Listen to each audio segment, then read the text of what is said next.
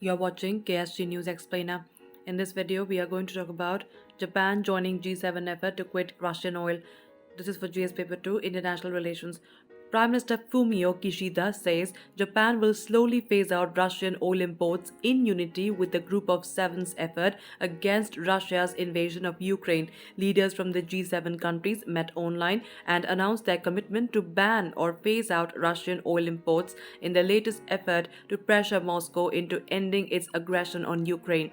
Now, let us tell you the facts to be remembered here. Kishida said that it will be a gradual and slow process of phasing out Russian oil imports and that details and timeline will be decided later as the process requires securing alternative energy sources. About 4% of Japanese oil imports come from Russia. Japan has also announced phasing out Russian coal imports.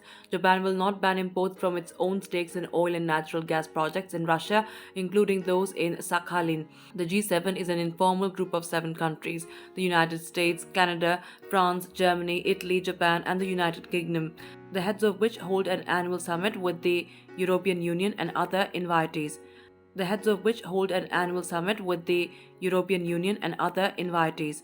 Together, the member countries represent 40% of global GDP and 10% of the world's population. Unlike other bodies such as NATO, the G7 has no legal existence, permanent secretariat, or official members.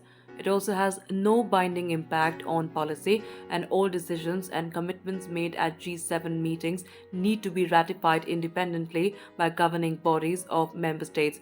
The G7 draws its roots from a meeting between the current G7 members, excluding Canada, that took place in 1975.